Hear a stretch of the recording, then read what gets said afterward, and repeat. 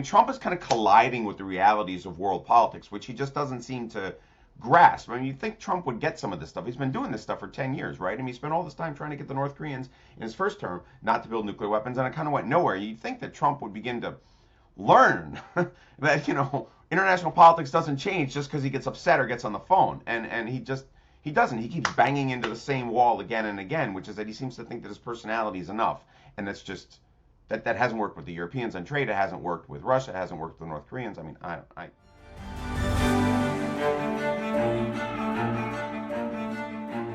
Hi, I'm Maddie, Hale, and welcome to the Trump Report. Today we've had Robert Kelly on the show. He's a professor of political science at Putin National University. We've spoken about this phone call, this 75-minute phone call between Vladimir Putin and Donald Trump.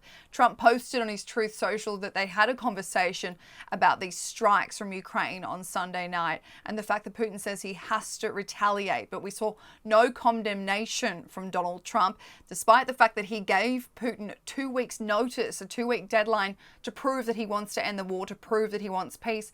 And Trump said he's going to act differently. So we're only 7 days into that 2-week deadline, but so far we've seen no changes from Trump. And the fact that he wants to delay this Senate sanctions bill that would effectively place 500% tariffs on any country importing Russian energy. So that would actually cripple Russia's economy, but we haven't seen any development so far. We also speak about the bromance between Elon Musk and Donald Trump and the fact that Elon Musk has gone after his big, beautiful bill and what that all means. So all that today on the Trump Report. You can watch us every day, Monday through Friday, or you can stream us as a podcast anywhere you get your podcast. Robert Kelly, Professor of Political Science at Putin National University. Thank you so much for joining the Trump Report today. Hi, thanks for having me again. We've got to get straight into this Truth Social post from Donald Trump. He wrote it last night. He said that he's had the conversation with Vladimir Putin over the phone, a 75-minute phone call. This is, of course, following Sunday night's drone strikes from Ukraine, their stunning attack that has been hailed across the world as such a successful mission that took 18 months for them to plan. But here's what Donald Trump wrote in his post. He said, Putin and I discussed the attack on Russia's docked airplanes by Ukraine and other attacks from both sides. It was a good conversation, but not a conversation that would lead to immediate peace. President Putin did say, and very strongly, that we will have to respond to the recent attack on the airfields. That's the only thing in the post that talks about these attacks and the war in general. He then goes on to discuss that him and Vladimir Putin have spoken about Iran and the fact that perhaps Putin will get involved with negotiations with Iran to end their nuclear weapons program. But Bob, your response to this post from Trump? Yeah, I think that Trump is trying to keep his relationship, or what he perceives to be his relationship with Vladimir Putin, intact. I mean, it's pretty clear that Trump didn't actually get any substantial movement on the actual issue itself, which is, at some point we'd like the war to end, and that requires, Putin to step back at least somewhat, right? I mean, it's pretty clear at this point the Ukrainians are not just going to surrender, which seems to be Putin's goal, and I think that's really the wall that Trump has run up against, right? I mean, he can keep talking to Putin, he can keep telling us that he's friends and stuff like that, and I think that's what you see here. We had this long relationship and we talked for 75 minutes. But he's not actually getting anything out of it, right? And I think it's increasingly clear that Trump is not, in fact, going to be able to end the war, right? Of course, he said that a lot during the campaign, right? That, I can wrap this up in one day or really rapidly. I mean, the perception was that Trump was going to finish this thing, I guess, within like a couple days or a couple weeks or something like that, and that he had this relationship with Putin and this was some personal thing that he could do. And that's just proven not to be the case. And I would imagine that, if Trump had sort of the more serious people around him they had in the first term, they might have told him that Putin has invested heavily in this conflict. He's lost close to 1 million casualties in this.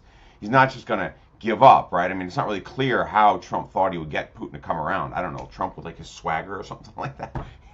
I don't know. I'm not really quite sure what Trump thought his causal mechanism here to get this thing finished was. But, whatever it is, Trump just hasn't done it, right? And calling him directly and saying we're friends just hasn't done it. And so I think, Trump is just kind of dancing around the fact that really nothing has changed. And quite honestly, if I had to guess, I don't know if we have time for this, but if I had to guess, the war is probably going to go on for a while, right? Especially now that the Europeans are stepping up. The Germans are actually increasingly committing under the new conservative chancellor to financially support the Ukrainians, and the Ukrainians aren't going to give up, right? Putin has made it pretty clear he doesn't want to. So I think this thing is going to grind on, and Trump is just going to become sort of irrelevant to it within the next few months. But what I find interesting is the fact that they've engaged in this phone conversation, Bob. And in my interpretation, let me know if it's yours as well, is that Putin effectively told Trump that he has been impacted by these strikes, by this bombing of the bridge, and that he's effectively pissed off that Ukraine has actually decided, la, we're not backing down.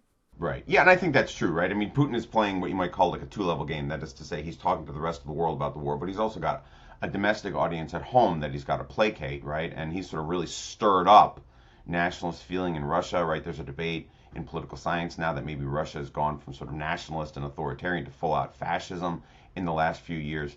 And because of that, now Putin has to, he's got to explain to his public back home why these things are happening, why these drone strikes are taking place thousands of miles away from the war, why all these young Russian men have to go off and get, torn up at the conflict. So he's got to explain this to his domestic audience. And this, as you mentioned, this is one of the biggest attacks, one of the most important attacks of the war, right? In fact, I mean, if you look at sort of the military people, the blogging and whatnot in the last few days on this, people are comparing this to something like the Doolittle raid against Japan in World War II, or even Pearl Harbor, that this is a really big change in the way we think about drone warfare. And so there's a lot of pressure, I think, on Putin now to do something. I don't think he'll go nuclear, but I imagine at home there's a lot of pressure from the Russian military and public opinion that, wow, what happened? Like, go get him. And so Putin's, again, I don't know if Trump could have talked him out of this, but I wonder if by engaging these talks, and you would think that Putin would kind of try and play a card where, no, Russia hasn't been affected.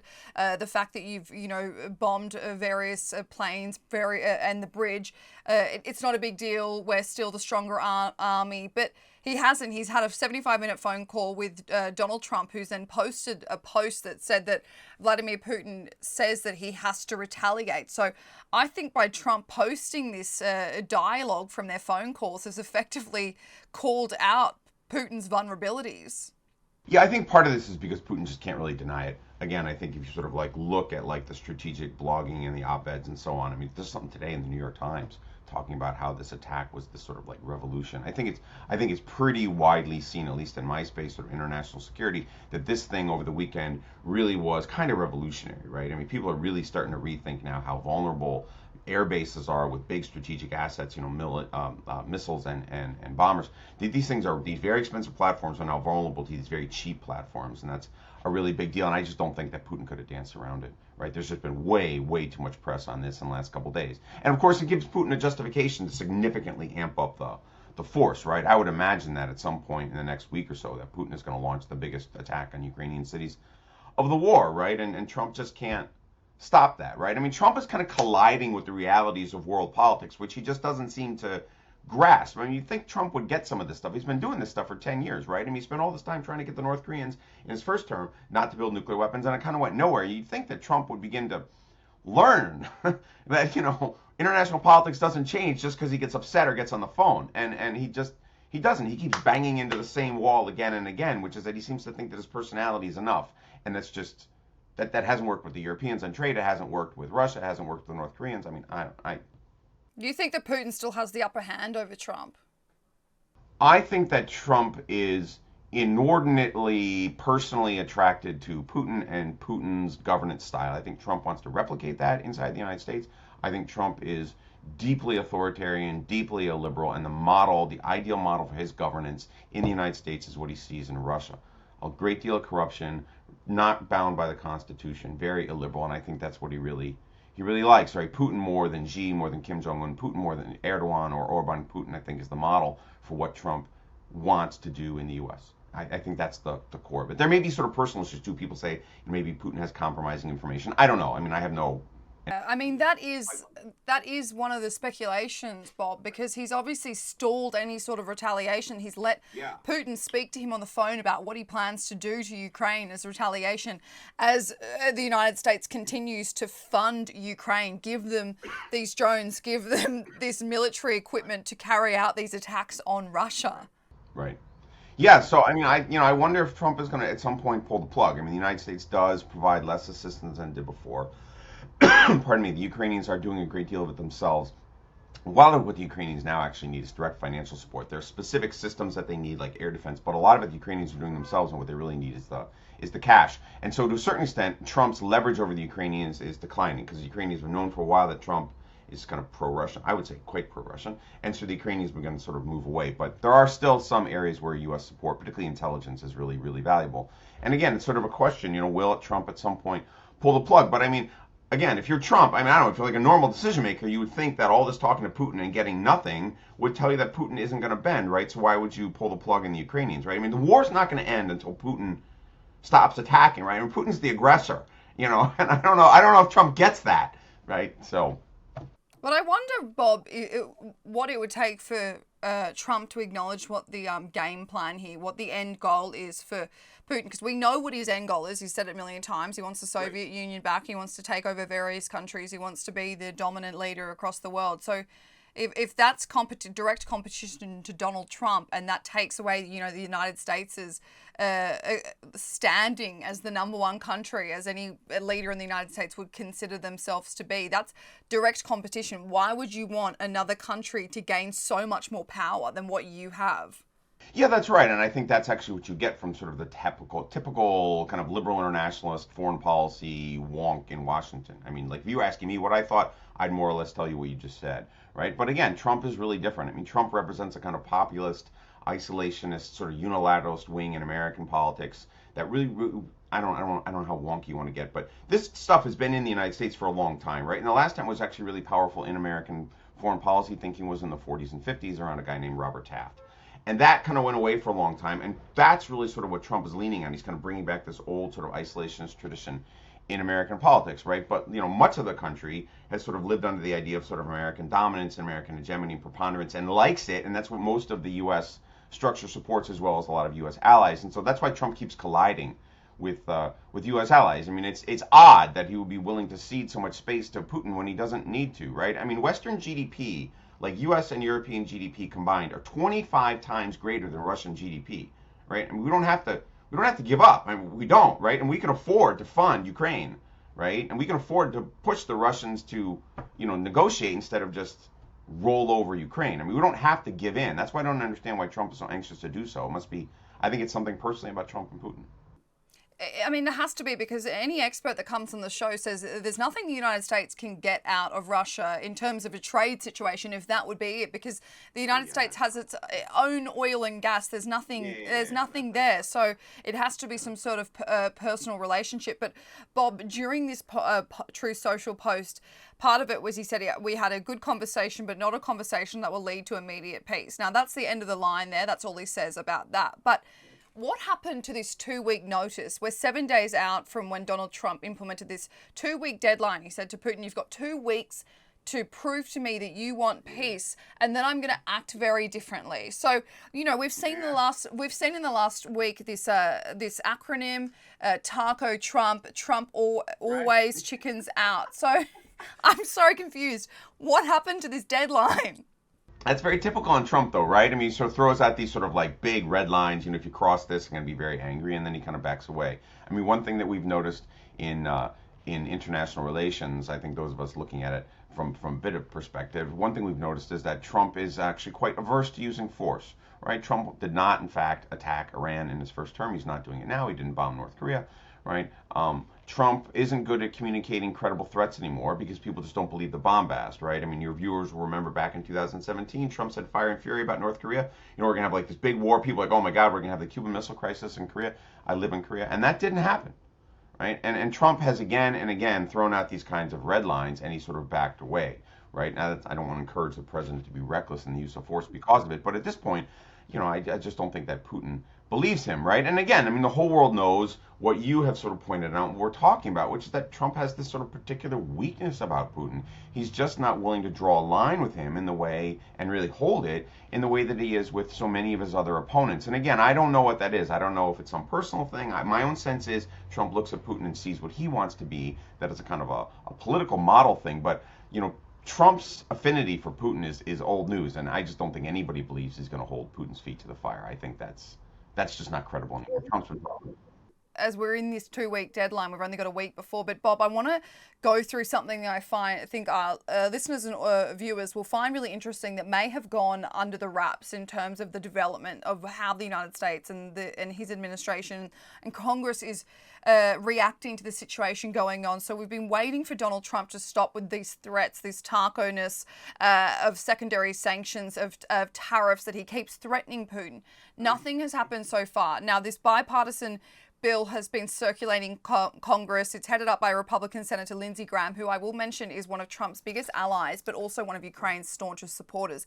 This has circulated Senate members, where currently around 82 out of 100 senators have supported this bill. It would basically place 500% tariffs on any country that is importing Russian energy. This would directly cripple the Russian economy. They wouldn't be able to afford to fund the war. It would mostly hit China and India, who are the biggest importers of their energy. It was due to go to Senate this week to be passed.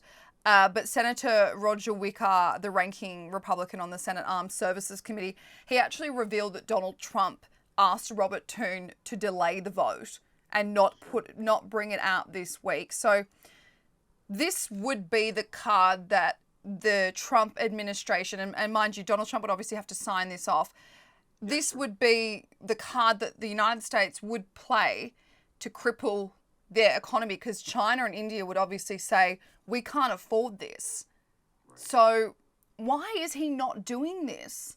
Yeah, again, I think it comes back to this sort of like weird affinity that Trump has for Putin that we've all sort of known about for a long time, and that the president just can't seem to get around, right? I mean, there is inside the Republican Party, outside of Trump and this sort of like isolationist populist bloc around him like Vance and so on, right? There is a fairly traditional, large national security hawkish faction. Again, the kind of people we were discussing before, Lindsey Graham, right, most famously was sort of one of those voices, along with John McCain, of course, who's passed away, right? And a lot of them don't want a Russian victory, and they want to support the Ukrainians. They don't want this thing to go on and on. They didn't want it to spin into World War III or anything like that, obviously, but there's a lot of support out there for Ukraine and the United States. In fact, if you look at American public opinion, the United States is something like 65 or 70% broadly supportive of a Ukrainian, at least resistance, if not a victory.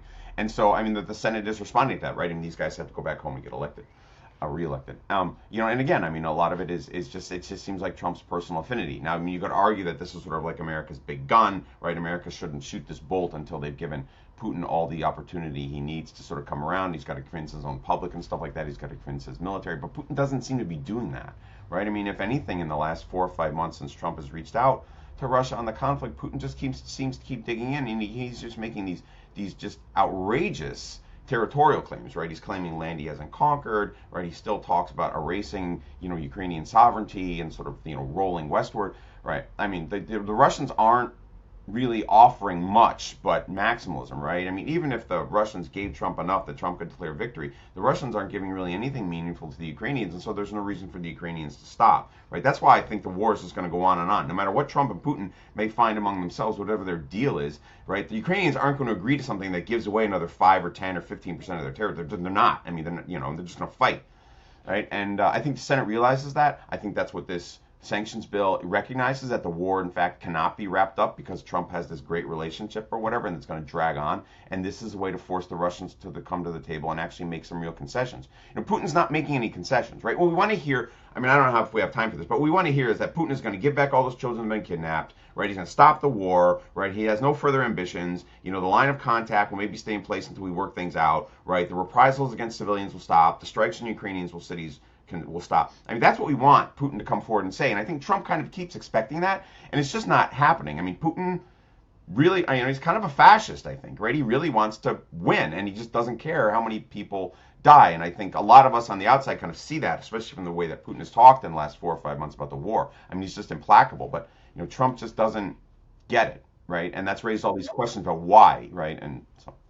What I find interesting, Bob, is that when it comes to foreign policy and decisions about foreign policy, that does fall to the president. It's actually not needed for the Senate to be drafting up this bill, for 2 bipartisan senators to come forward and say, hey, we've drafted up a bill that would invoke 500% tariffs on countries importing Russian energy. It's not needed. Donald Trump could have done this on his own. So Right. I Yeah. wonder if this shows that there is division not only within the Republican Party, but a bipartisan division with members of Congress, with members of senators who believe that Donald Trump's strategy to trying to broker this deal is just not working. Yeah, I think that's correct. I do. I mean, Trump's had, what is it, June now, right? So Trump's been in there now for almost 5 months. He said he was going to end the war on day one or within the first couple of days, right? Nobody expected that. But I mean, Trump has had months now to work his magic, right? To sort of do his I'm the specific art of the deal guy, and I can sort of do my wizardry and pull solutions out of the air that other people couldn't have done. I mean, Trump's had 5 months to have whatever alchemy he's got in his negotiating skills to bring it home, and it hasn't happened. I mean, I mean, it wouldn't be bad. I mean, to be fair to Trump, it would be great if he could do that, right? I actually supported back in 2018 Trump talking to Kim Jong Un because I thought, wow, maybe Trump really is this negotiator guy, his book and whatever. Maybe his shtick is real, and he can come to North Korea and he can get some kind of deal out of Kim Jong Un that other U.S. and South Korean negotiators never could. Maybe Trump's got that magic. Because he keeps talking. He loves to talk that way, right? He loves to talk that way. And it didn't work. He got nothing out of Kim Jong-un that we haven't gotten for years. And it seems the same way with Putin, right? I mean, it's just, Trump's talk is just kind of a dead end. It doesn't really go anywhere. So I don't know. I mean, I don't believe he can do it anymore. Maybe something will happen. But after 5 months of engaging Putin, he's really got nothing to show for it. Well, do you think that Ukraine has had that thought as well, Bob? Because my interpretation from Sunday night's attacks, of course, we know it took 18 months to plan, but it was such a successful mission that obviously impacted Putin and his army so much. I wonder if the Ukraine's army and Ukraine, of course, and Zelensky thought, I'm done. We're not going to wait for these negotiations. We're not waiting for Trump anymore. We're going to win this. Yeah, sure. I think there's a lot of conviction in Ukraine that this thing isn't going to end, that Trump can't deliver, right? If Trump was going to deliver, it would have happened by now, right? Everybody believes that if Trump could wrap this thing up, it'd be done by now. Nobody really does except for Trump and his most loyal cultists, right? And nobody really thinks that Trump can do this. So yes, I mean, if you're the Ukrainians, I mean, I don't think a lot of Ukrainians think they can win, but you basically got no choice to resist until the Russians tire, and then there's some kind of negotiated solution, right? And that has happened, right? I mean, the Russians eventually tired in the Afghan war, right? Soviet Union invaded Afghanistan in 1979, and the Russians tired about 8 years later. I mean, 8 years is a long time, but I'm not really sure the Ukrainians have any choice, in part because Trump's not giving them anything, right? I think Trump might have actually gotten the Ukrainians to back off a little bit, maybe not have done this operation, if Trump could have pulled some concessions out of Putin. But that is the core problem here, right? For all this talk about friendship and, we're such good friends, we're on the phone, Trump hasn't gotten Putin to give up anything meaningful. Like, think about the children, right? The Russians have kidnapped, like, all these Ukrainian children. Like, that's a really easy humanitarian win that Putin could have given to Trump, right? Everybody believes that children should be raised by their parents. The Russians could have given them back. That could have been something easy. It's not a strategic concession, and Trump couldn't even get that out of Putin. So, like, what's the point? I mean, I guess it's good he's talking to him, but he's just not bringing anything home. And I think the Ukrainian strike, as you said, basically recognizes that. And we've known that Ukrainian army is more experienced than the Russian army. We know that Vladimir Putin has to, go out on these insane conscription advertisements and pay them a ridiculous amount of money. And, mercenary, And we know that they've got donkeys delivering ammunition, and it's clear that the Ukrainian army, if they were given more aid, and I'm not saying that the United States needs to cough up more money. I'm just saying that I thought these Sunday night attacks proved that they have it in them to be carrying out this war to win on their own terms. So why would the EU not unfreeze this confiscated $300 billion of Russian assets and just put it straight into the Ukrainian army so that they can finish this war? I'm all for it. Yeah, I think that's correct. I think that Putin has lost any real sort of moral claim to that money after this. Again, I mean, all the stuff, terrible stuff he's done, the kidnapping of the children, all the executions and the rapes and stuff in the occupied territories, and the behavior of the Russian army in the occupied spaces has just been appalling, going back to Bucha and everything in 2022. Right, so yeah, I mean, I'm sympathetic to that. I do believe the Ukrainians probably can't win in a traditional territorial sense of taking back everything, but I do think the Ukrainians can probably make it difficult enough for the Russians that at some point the Russians are forced to sue for peace, right? And that doesn't sound like a great answer. Maybe it would be better if it could end today, which is what Trump wanted. But if it does today, that basically means Ukrainian surrender. The only way the war ends today is if the Ukrainians give up. Right? And it's really not our place as outsiders to tell them, well, you should give away another 10 or 20% of your territory, right? I mean, and even if we told them that, they're not going to do it, right? And I mean, they should, right? I mean, they're the defender, right? I mean, they're being attacked by a fascist. I mean, we should help them until the Russians tire. I mean, what's the alternative? Let the Russians just slice off another 20% of Ukraine. And the thing is, too, even if we stop the war, and this is what Trump, I think, has really missed, everybody thinks Putin will come back in a couple of years.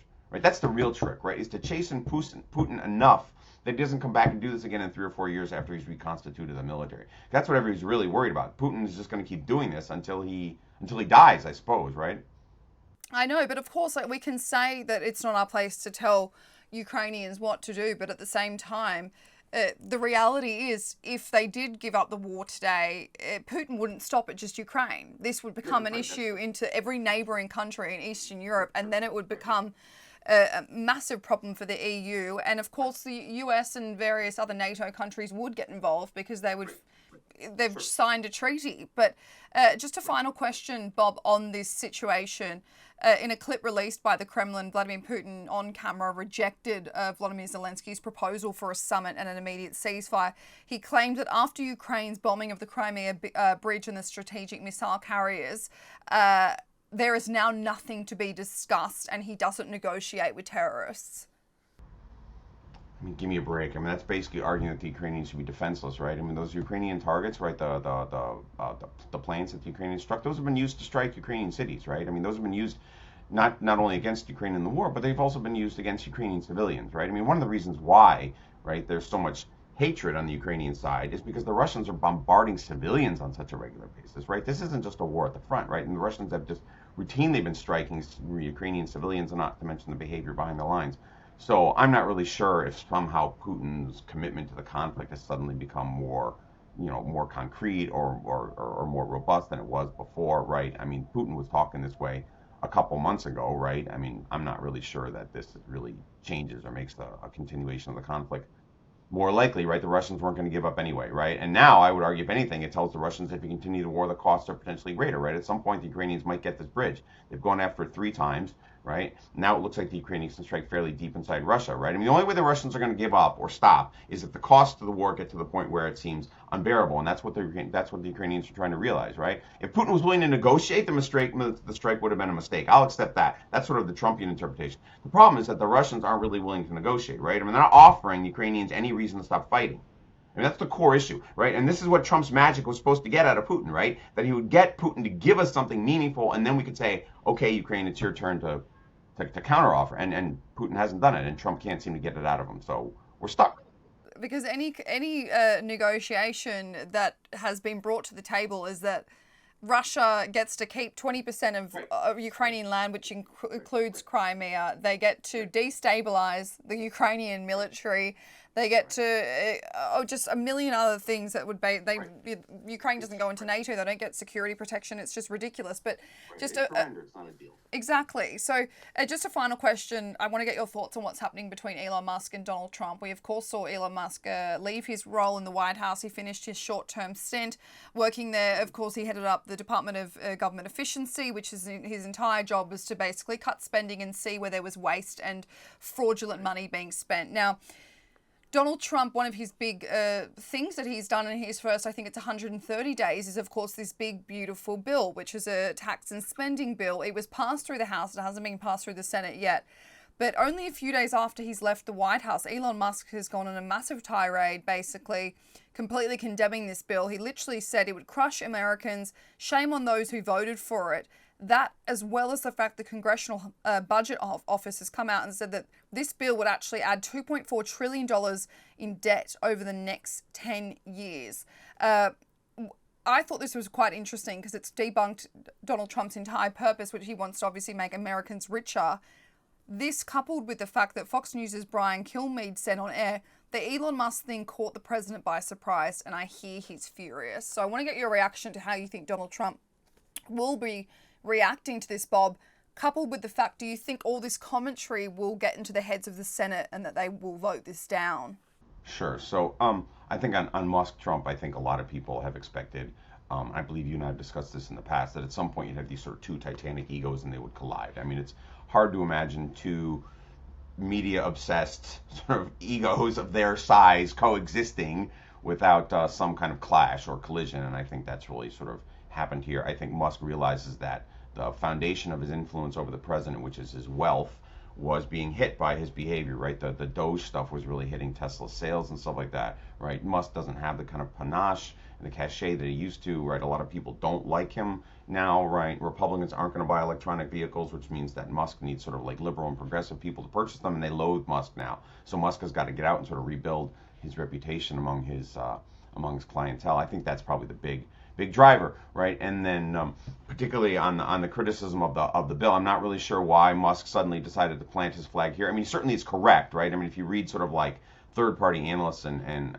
economists on the bill, right, the expectation is that the spending cuts don't outweigh the tax cuts, right? And so the tax cuts are going to lead to greater deficit spending. It's going to expand the deficit, right? The United States is starting to get a pretty large deficit. Trump has talked about bringing that under control. This bill does the opposite, right? And so, I mean, if you're a fiscal conservative, you should actually oppose the bill, right? Tax cuts are fine as long as you can pay for them in some way, and the bill doesn't do that. In fact, the price tag is quite high, right? You're talking about in the trillions now, which is I mean, you're getting to sort of debt sustainability questions here now, right? I mean, the U.S. has got $36 trillion in debt. I mean, that's a gigantic sum, right? At some point, you got to start paying that down or interest rates go up, right? In fact, U.S. interest rates have gone up under this president. I mean, that's a real problem, right? I mean, if the 10-year Treasury gets above 5%, the United States is in real trouble, right? And that's one of the reasons why Trump pulled back on the tariffs a month ago. I mean, at some point, we got to pay off what we owe. And this bill doesn't do that, right? And Musk, I guess, recognizes that. And Elon Musk has gone as far, he said that the United States will basically be bankrupt, and he'd been singing that song for a while he was in his role as heading up the Department of Government Efficiency, but this just doubles what he's been trying to say. So it will be interesting to watch how this, I guess, bromance unfolds. But Robert Kelly, thank you so much for joining the Trump Report today. Thanks for having me.